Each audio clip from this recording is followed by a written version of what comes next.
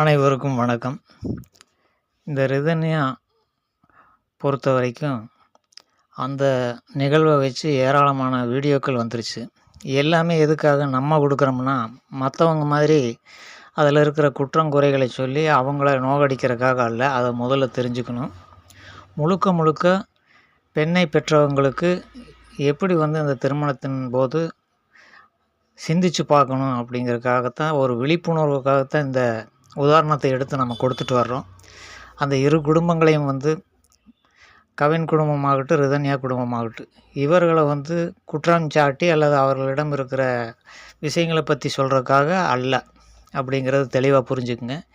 இனிமேல் இதுபோல் நடக்காமல் இருக்கணும்னா பெண்ணை பெற்றவர்கள் தான் முதல்ல சிந்தித்து செயல்படணும் அப்படிங்கிறதுக்காகத்தான் இந்த வீடியோ. இந்த ரிதன்யாவுடைய அப்பா சொன்ன மாதிரி அவங்களுக்கு தூக்கு தண்டனையே வாங்கி கொடுத்தாலும் இந்த விஷயங்கள் திரும்ப தொடர்ந்துட்டு தான் இருக்கும். இந்தியா முழுக்க இருக்க பெண்களுக்காக சொல்கிறேன்னு அவர் சொல்கிறாரு. ஆனால் அவர் ஆதங்கத்தில் சொல்கிறதுனால நம்ம அதை பெருசாக எடுத்துக்கூடாது. ஏன்னா அவருடைய செயல்கள் ஏற்கனவே இருக்கிறத நம்ம கொஞ்சம் கொஞ்சமாக தான் வெளியில் வருது. அப்போ தான் நமக்கு புரியுது இங்கே என்ன நடந்திருக்குது அப்படின்ட்டு. அதுபோல் நடப்பு மேற்கொண்டு இனிமேல் நடக்காமல் இருந்தால் தான் மட்டுமே பெண்களுக்கு இது போன்ற கொடுமைகள் நடக்காமல் இருக்கும். என்றுமே நேர்மை, நியாயம் இதையெல்லாம் மனசில் வச்சுக்கணும். பெண்ணுடைய ராஜபோகமான வாழ்க்கை தான் நமக்கு முக்கியம் அப்படின்ட்டு கண்ணு மண்ணு தெரியாமல் செயல்களை செஞ்சிடக்கூடாது. அப்படிங்கிறதுக்கு இந்த நிகழ்வு ஒரு சிறந்த உதாரணமாக நம்ம எடுத்துக்கணும்.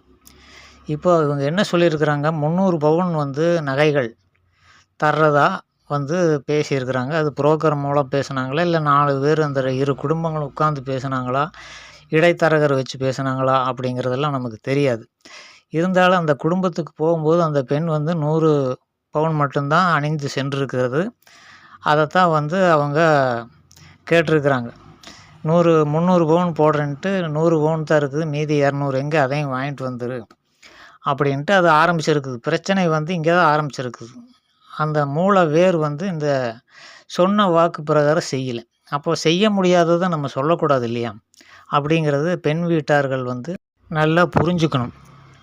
மனிதனுக்கு இப்போ வர வர அறிவு வளருதோ இல்லையோ, ஈகோ அப்படிங்கிற ஒரு மிக மோசமான ஒரு இயல்பு மனிதர்களுக்குள்ளே பரவி, முதல்ல ஈகோங்கிறது ஒரு 10 நிமிஷம் போராடின பிறகு தான் அந்த ஈகோ வெளியில் வரும். இப்போல்லாம் ஒரு நிமிடத்துலேயே வெளியில் வந்துடுறதுனால நம்ம சர்வ ஜாக்கிரதையாக செயல்களை சிந்தனை செய்து நம்ம நடத்தணும்.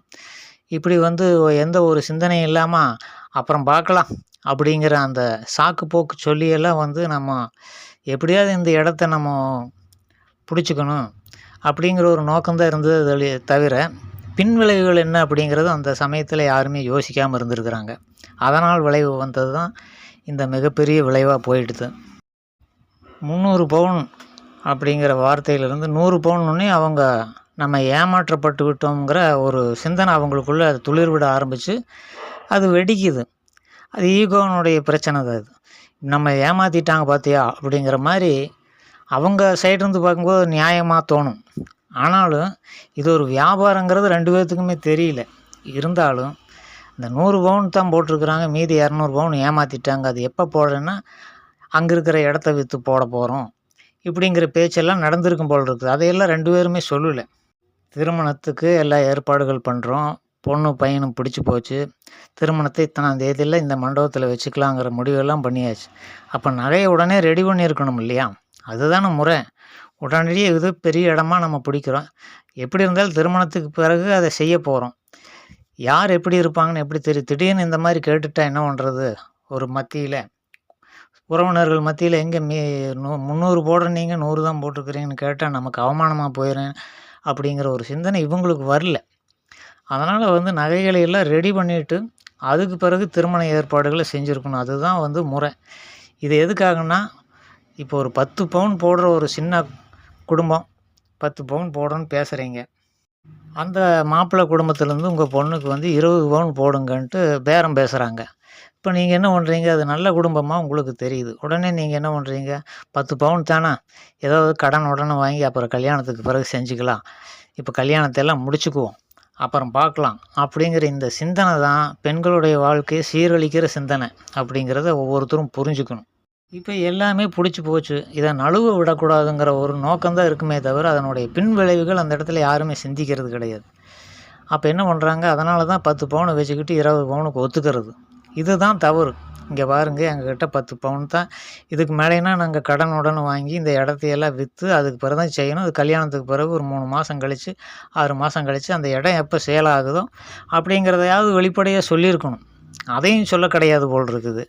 அப்போது நம்ம உண்மையை சொன்னோம்னா நமக்கு கௌரவம் போயிடும். அப்படிங்கும்போது அதை வெளியில் சொல்லாமல் அந்த உண்மையை மறைச்சி, அது பொய்க்கு சமம் தானே. அப்போ பொய் வச்சு ஒரு வாழ்க்கை அமைச்சு கொடுத்தா அது பொய்யாக தானே போய் முடியும் அந்த வாழ்க்கை. அப்படிங்கிறதுக்கு இது உதாரணமாக நம்ம எடுத்துக்கணும். 2வது, ஆணை பெற்றவர்களுடைய மனோபாவம் என்னமோ வானத்திலேருந்து குதிச்ச மாதிரி நினச்சிக்கிறாங்க போல் இருக்குது. என்ன மனோபாவமாக ஒரு நோய் இது, அது மன நோய்ங்கிறத தவிர வேறு ஒன்றுமே சொல்ல முடியாது. அதனால் என்ன பண்ணுவாங்க, இப்படி பேசி முடிவு பண்ணி திருமணத்தை செஞ்சாலும் ஒரு 4 மாதம் கழித்து இந்த இடம் உடனடியாக சேல் ஆகலினாலும் அப்படி இடத்த விற்றே மறுபடியும் நகையை போட்டுட்டான் கூட, கொப்பன் என்ன கையில் வச்ச இடத்த விற்று தானே பவனை போட்டான் அப்படிங்கிற ஒரு பேச்சு வரும். எங்கே பார்த்தாலும் திரும்பி திரும்பி பெண் மீது குற்றங்கள் கண்டுபிடித்து பேசுகிற இந்த மனோபாவம் இருக்கிறதுனால இதுக்கு என்ன முடிவு? ஒரு முடிவும் இல்லை, கல்யாணம் பண்ணாமல் இருந்துக்கணும், அவ்வளோதான் ஒரே முடிவு.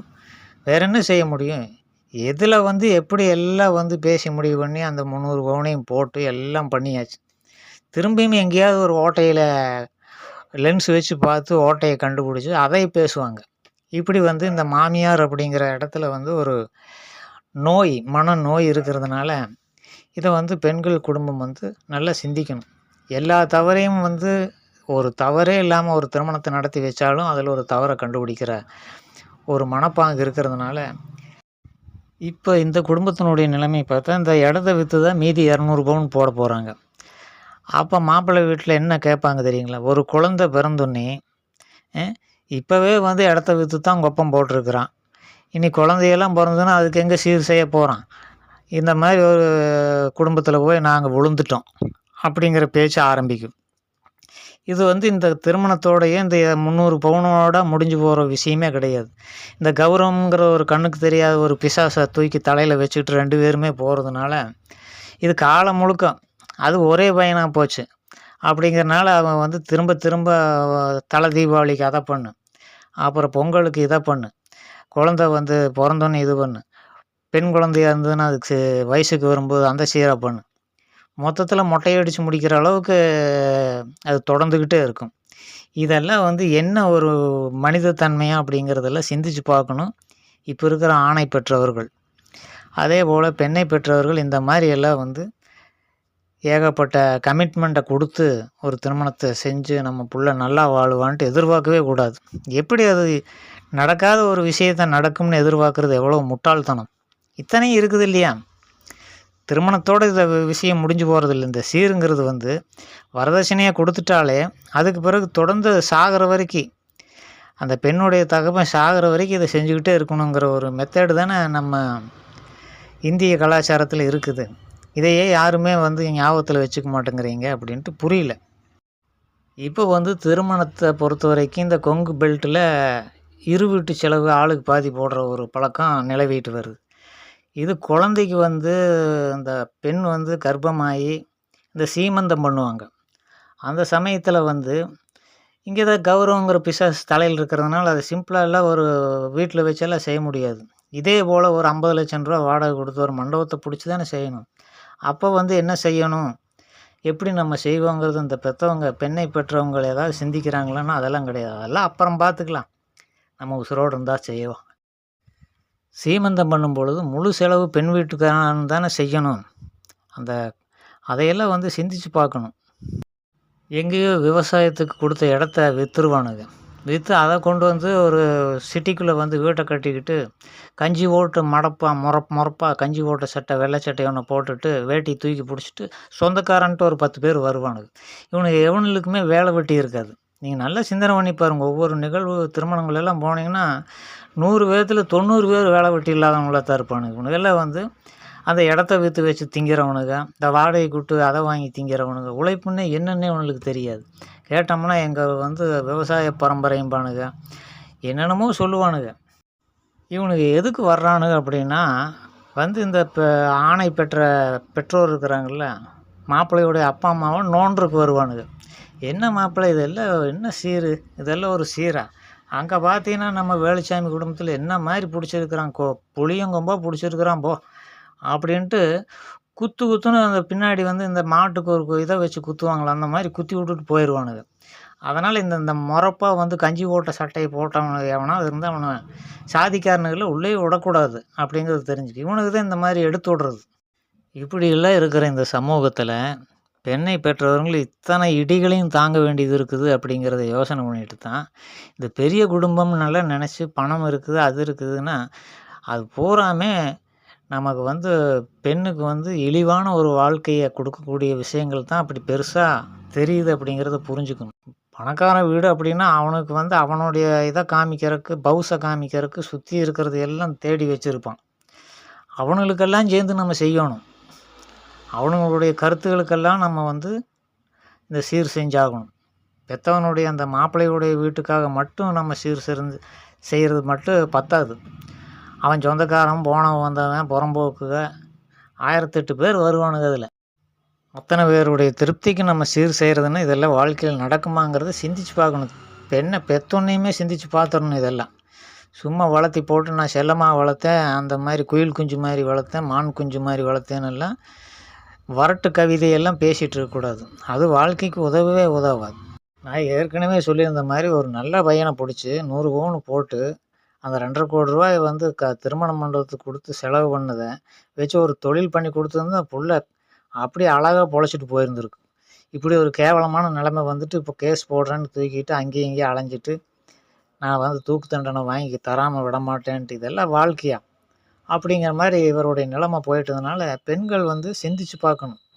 இப்படியெல்லாம் நம்ம வாழ்க்கை ஆயிடக்கூடாதுன்னா இவர்கள் என்ன தவறு செய்தார்கள் அப்படிங்கிறதெல்லாம் யோசனை செய்து அது போன்ற தவறுகளை நம்ம செய்யாமல் ஒரு வாழ்க்கையை அமைச்சுக்கணும் அப்படிங்கிறத நம்முடைய நோக்கம். அது உங்களுக்கு புரியும்னு நான் நம்புகிறேன். பெண்கள் கையில் ஒரு 10 பவுன் திருமணத்துக்காக பெண்களுக்கே வந்து அணிவிச்சிருப்பாங்க. வீட்டில் அதுக்குன்னே தனியாக ஒதுக்கி வச்சுருப்பீங்க. 10 பவுன் நீங்கள் போடுறதா முடிவு பண்ணி வச்சுருந்தீங்கன்னா 5 பவுன் போடுற மாதிரி மாப்பிள்ளையை தேடணும். இதுதான் உண்மை. இதுதான் வந்து நடைமுறைக்கு வந்து நல்ல ஒரு அணுகுமுறை.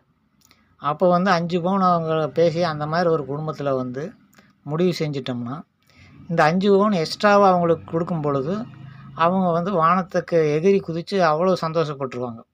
அவங்க வந்து வரதட்சணை எதிர்பார்க்குறாங்க. அப்போ வந்து 5 பவுன் வச்சுருந்து அதுக்கு பிறகு அதில் குழந்தைக்கு போய் செய்கிறது, அடுத்த சீர் செய்கிறது எல்லாம் இந்த 5 பவுன் மீதி வச்சுருக்கணும். வச்சுருந்து அப்புறம் வந்து போடலாம். இதெல்லாம் சொல்லாமல் செய்கிறது. இப்படி தான் செய்யணுமே ஒழிய 10 பவுன் வச்சுட்டு 20 பவுனுக்கு கமிட்மெண்ட் பண்ணிவிட்டு இப்படி சிக்கி சீரழியக்கூடாது இல்லையா? ஏதோ 1, 2 நடக்குது, இதை வச்சுட்டு இப்படி வீடியோ போட்டுட்ருக்குறானுங்க அப்படின்னு சில பேர் சொல்லலாம். இது மாதிரியெல்லாம் எந்த கொடுமையும் இல்லை. நான் நல்லா இருக்கிறேன்ட்டு கமெண்ட்டில் ஒருத்தர் கூட வந்து கமெண்ட் பண்ணவே இல்லை. இவங்களாம் இந்த வீடியோவை பார்த்தாலும் பார்த்துட்டு ஓஹோ எனக்கெல்லாம் அப்படி இல்லைன்னா அதை தெரிவிக்கணும் இல்லையா கமெண்ட்டில். ஒரு 1000 பேர் இந்த மாதிரி கமெண்ட் போட்டு எங்கள் குடும்பத்துலலாம் இப்படி இல்லை, எங்கள் மாமியார் அருமையான மாமியார், ஏதோ 1, 2 தான் நடந்திருக்குதுன்னு சொல்லணும் இல்லை. அப்படி யாருமே சொல்லலை. ஒரு கமெண்ட் கூட அந்த மாதிரி வரல. எத்தனையோ வீடியோக்கள் எத்தனையோ மீடியாவில் போட்டிருக்கிறாங்க. எங்கேயுமே அந்த மாதிரி ஒரு கமெண்ட் நம்ம பார்க்கவே முடியல. அப்படிங்கும்பொழுது மொத்த பெண்களுமே வந்து இதனால் பாதிக்கப்பட்டு தான் இருக்கிறாங்க, வெளியில் சொல்லாமல் இருக்கிறாங்க அப்படிங்கிறத நம்ம உறுதியாக வந்து புரிஞ்சுக்கலாம். தோற்று போனதையே வந்து வெளியில் சொன்னோம்னா அது கௌரவ குறைச்சல் அப்படிங்கிறது அந்த தலையில் வச்சுக்கிட்டு அந்த பிசாசை வச்சுக்கிட்டு தான் பெண்களும் பல பேர் வந்து உலாவிட்டு இருக்கிறாங்க. நம்ம தோற்று போயிட்டோம் வாழ்க்கையில், அத்தனை கஷ்டங்களையும் நம்ம அனுபவிச்சுட்ருக்குறோம். ஆனால் வெளியில் சொல்லக்கூடாது, நம்ம கௌரவத்துக்கு கேடு, நம்ம அப்பனுடைய கௌரவத்துக்கு கேடு அப்படிங்கிற மனப்பான்மை இருக்கிறதுனால இது வெளியில் தெரியாமல் இருக்குது. மொத்தமாக எல்லோரும் வெளியிட்டு இப்போ இருக்கிற சந்ததி பெண் சந்ததியில் வந்து விழிப்புணர்வு உண்டாக்கணும் இல்லையா? அதை யாருமே செய்ய மாட்டேங்கிறீங்க பெண்கள். திருமணத்தின் போது நிறைய கூட்டத்தை காமிக்கணும். அவ்வளோ கூட்டம் வந்தது, அத்தனை சொந்தக்காரங்க வந்தாங்க, அத்தனை பேர் வந்தாங்கன்ட்டு பெருமை அடிச்சுக்கிறதுக்காக போனவங்க வந்தவங்க எல்லாம் கூப்பிட்டு வச்சுக்கிற மாதிரி பல நிகழ்வுகள் வந்து இந்த பெண்களுக்கு என்னென்னா இந்த மாதிரி எல்லா பக்கம் நடக்கிறது வந்து வெளியில் சொல்கிறதில்ல. இந்த நிகழ்வுகள் திரும்ப நடக்காமல் இருக்கணும்னா எல்லா பெண்கள் எல்லாம் இளம்பெண்கள் எல்லாம் சேர்ந்து ஒரு சங்கம் மாதிரி ஆரம்பிச்சு திருமணத்துக்காக காத்திருக்க பெண்கள் இந்த வரதட்சணைங்கிறத ஒழிச்சு தான் நாங்கள் கல்யாணம் பண்ணிக்குவோம் அப்படிங்கிற முடிவோடு இருந்ததுன்னா உங்களுடைய வாழ்க்கையை வந்து தியாகம் பண்ணியாவது அடுத்த ஜெனரேஷன் பெண்களுக்கு ஒரு வழியை ஏற்படுத்தி கொடுக்கலாங்கிறது என்னுடைய கருத்தாக இருக்குது. இப்போ ஆண் வீட்டார் அப்படின்னா அங்கேயும் ஒரு பெண் இருக்கிறது தானே பிரச்சனை. பெண் தானே இதுக்கு மூல வேற இருக்கிறதுனால பெண்கள் தான் வந்து நல்லா சிந்திச்சு பார்க்கணும். பெண் குலம் தான் பெண் குலத்தை பழி எடுக்குது அப்படிங்கிறது ஏன் இன்னும் உங்களுக்கு புரிய மாட்டேங்குதுன்னு தெரியல. ஆகவே இந்த நிகழ்வுகளிலிருந்து அளவுக்கு அதிகமான கமிட்மெண்ட் பண்ணி அதாவது வாக்கு கொடுத்து ஒரு திருமணத்தை பொய்யான வாக்குறுதிகளை கொடுத்து சிக்கிட்டு அப்புறம் சீரழிகிறதுக்கு உண்மையை சொல்லி அதுக்கு உண்டான தகுந்த இடத்த பார்த்து திருமணத்தை செஞ்சுக்கிட்டால் ஒரு சிறந்த வாழ்க்கையை அமைச்சிக்க முடியும் அப்படிங்கிறத பெண்கள் புரிஞ்சுக்கிட்டு அதுக்குண்டான வழிவகைகளை தேடணும். நான் பல வீடியோக்களில் சொன்ன மாதிரி மாப்பிள்ளையாக வரப்போகிறவங்கள்ட்ட உட்காந்து பேசி தெளிவாக வந்து அனைத்து விஷயங்களையும் பேசி முடிவு பண்ணிக்கணும். இதெல்லாம் இதெல்லாம் வந்து இப்படியெல்லாம் அமைச்சுக்கிட்டா தான் வாழ்க்கை நல்லா இருக்குங்கிறது தெளிவாக 2 பேர் டிஸ்கஷன் பண்ணி அதற்கு பிறகு முடிவெடுக்கணும். வரதட்சணை நமக்கு எதுக்காக அப்படிங்கிறது வந்து 2 பேருமே கலந்து பேசணும். இந்த பழக்கமெல்லாம் ஆதி காலத்திலேருந்து நமக்கு தேவையாங்கிறத பேசி முடிவு பண்ணி திருமணத்தை பண்ணிக்கிட்டா எந்த ஒரு பிரச்சனையும் வராது அப்படிங்கிறது நம்மளுடைய முடிவு. அதுக்கு முயற்சி செய்யலாங்கிறது தான் நம்முடைய கருத்து. மீண்டும் இதுபோல் இன்னொரு வீடியோவில் சந்திப்போம். நன்றி.